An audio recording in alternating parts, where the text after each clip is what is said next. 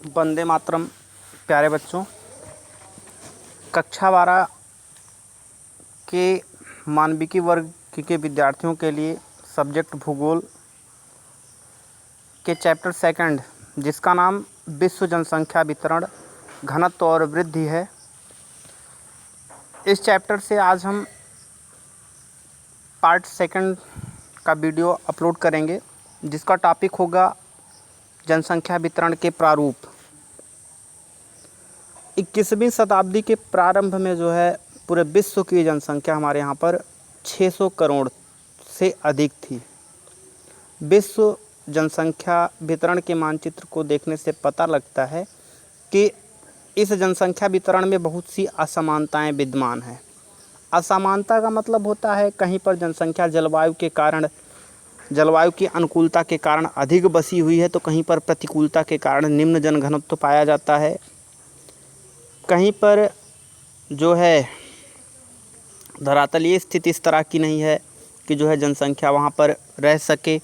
कहीं पर जो है बरसात न होने के कारण, मतलब अगर हम कई फैक्टर उठा के देखें तो जिस फैक्टर के दृष्टिकोण से हम देखना चाहें देख सकते हैं कि जनसंख्या का वितरण विश्व में असमान है, और इस असमान वितरण के पीछे धरातलीय स्थिति, जलवायु, यही सब फैक्टर मेनली रिस्पॉन्सिबल हैं।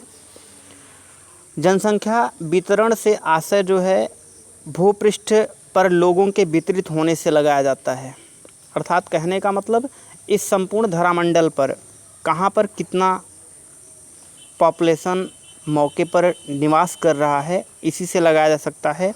विश्व की जनसंख्या का लगभग 90% भाग जो है पृथ्वी के 10%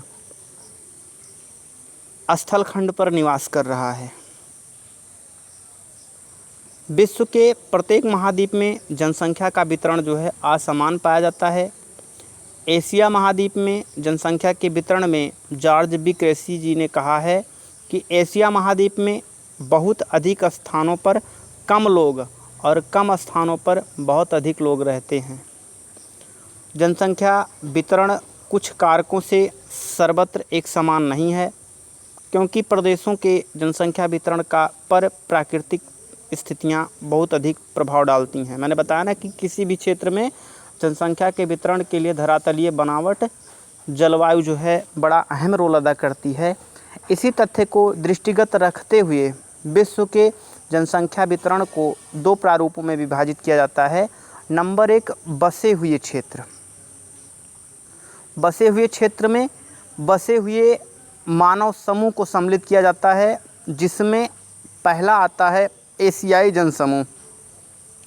एशियाई जनसमूह में विश्व की लगभग 60% जनसंख्या निवास करती है, और इसका विस्तार जो है 10 अंश उत्तरी अक्षांश से लेकर के 40 अंश उत्तरी अक्षांश के मध्य पाया जाता है।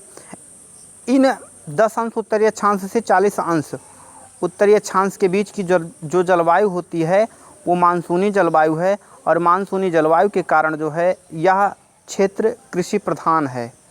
इसी कारण इसे कांप सभ्यता या चावल सभ्यता भी कहा जाता है। नंबर 2, यूरोपियन जनसमूह। इस जनसमूह में संपूर्ण विश्व की लगभग 20% जनसंख्या निवास करती है, और इसका विस्तार जो है 40 अंश उत्तरी अक्षांश से लेकर के 60 अंश उत्तरी अक्षांश के मध्य पाया जाता है। 50 अंश उत्तरी अक्षांश में इंग्लिश चैनल से लेकर पूर्व में यूक्रेन तक औद्योगिक क्षेत्र स्थित होने के कारण इस यूरोपियन जनसमूह को जो है औद्योगिक सभ्यता कहा जाता है। और तीसरा आता है अमेरिकन जनसमूह। अमेरिकन जनसमूह में अमेरिका की लगभग 85% तथा कनाडा की लगभग जो है 90% जनसंख्या निवास करती है। उत्तरी अमेरिका का उत्तरी पूर्वी भाग औद्योगिक क्षेत्र होने के साथ साथ जो है कृषि क्षेत्र भी है, और यहाँ पर जो है औद्योगिक और व्यापारिक दोनों सिचुएशन का अच्छा डेवलपमेंट हुआ है। इसके अतिरिक्त कुछ अन्य छोटे क्षेत्र हैं जहाँ जनसंख्या सघन मिलती है, जैसे नील नदी की सकरी पेटी, यूएसए में लॉस एंजल्स, मैक्सिको नगर क्षेत्र, दक्षिणी अमेरिका में साओ पालो, रियो डी जेनेरो तथा BOS ऑनर्स आदि क्षेत्र आते हैं। नंबर 2 हमारा होता है बिना बसे हुए क्षेत्र। पृथ्वी का लगभग 70% भूखंड ऐसा है जो कि ना के बराबर बसा हुआ है। यहाँ पर विश्व की 5% से भी कम जनसंख्या निवास करती है। इन क्षेत्रों में मानवीय बस्ती न होने के कारण जलवायु और भूमि की बनावट अपना अहम फैक्टर देती है। बिना आबादी वाले 4 क्षेत्र हैं। अति ठंडे प्रदेश, अंटार्कटिका महाद्वीप में ग्रीनलैंड, टुंड्रा, टैगा प्रदेशों के बारे में आपने पिछली कक्षाओं में पढ़ा होगा। जानते हो कि यहाँ की जलवायु कैसी है। यहाँ की जलवायु आप थोड़े में जान लीजिए कि इस लेवल की है कि मानव का निवास करना अत्यंत ही दुष्कर कार्य है। अर्थात कहने का मतलब मनुष्य को अपने जीवन के लिए यहाँ पर परिस्थितियों यानी पर्यावरण से संघर्ष करना पड़ेगा। नंबर 2 है उष्ण तथा मध्य अक्षांशीय मरुस्थल। उष्ण तथा मध्य अक्षांशीय मरुस्थल जो है, मरुस्थल जैसा कि नाम से ही स्पष्ट है, मरुस्थल यानी जो ऐसी भूमि जो किसी तरह की वनस्पति को उत्पन्न करने की क्षमता ना रखती हो, उसमें केवल कुछ खास वनस्पतियां ही उगती हों। तो कुछ खास वनस्पतियों के सहारे किसी भी क्षेत्र में मानव जीवन संभव नहीं है।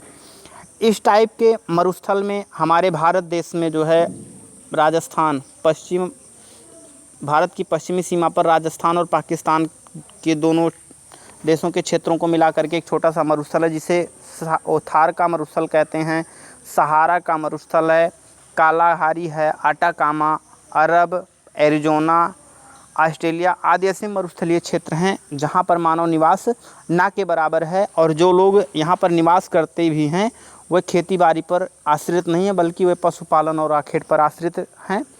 इसके बाद में विषुवत रेखीय आर्द्र वन। विषुवत रेखीय आर्द्र वनों का विस्तार 5 अंश उत्तरी अक्षांश से लेकर के 5 अंश दक्षिणी अक्षांश के मध्य पाया जाता है, जहां पर दलदली भूमि होने के कारण वनों का विकास हुआ है, लेकिन जलवायु दुष्कर है और दुष्कर जलवायु के कारण इन क्षेत्रों में मानव निवास संभव नहीं है। इसके बाद में ऊंचे पर्वत। बिना बसे हुए क्षेत्रों में ऊंचे पर्वत हैं, Himalaya, Rockies, Andes, Alps, Atlas ऐसे पर्वत हैं जो कि काफ़ी ऊंचाई पर बसे हुए हैं। और ऊंचाई पर बसे होने के कारण इन क्षेत्रों में जो है मानव निवास संभव नहीं है। विश्व की 56% जनसंख्या जो है 200 मीटर से नीचे रहती है। विश्व की 45% जनसंख्या समुद्र तल से 500 मीटर नीचे रहती है। और इसके बाद में उच्च जन्म दर तथा निम्न वृद्धि दर के आधार पर जनसंख्या को 4 वर्गों में रखा गया है। नंबर 1 उच्च जनसंख्या वृद्धि दर। उच्च जनसंख्या वृद्धि दर वाले क्षेत्रों में नंबर 1 चीन, पाकिस्तान, भारत, बांग्लादेश, मिस्र, इंडोनेशिया आदि देश आते हैं। उच्च जनसंख्या निम्न वृद्धि दर वाले क्षेत्रों के अंतर्गत संयुक्त राज्य अमेरिका, रूस, Japan, Poland, Bulgaria, Italy, Spain, पुर्तगाल आदि देश आते हैं। निम्न जनसंख्या उच्च वृद्धि दर वाले क्षेत्रों में Korea, Turkey, Israel, Africa, Sri Lanka तथा मध्य अमेरिका के देश आते हैं। और निम्न जनसंख्या वृद्धि दर वाले देशों के अंतर्गत Canada, France, Holland, Germany, Australia, Britain, New Zealand ये सारे देश आते हैं। तो हम आशा करते हैं कि आपकी समझ में जो है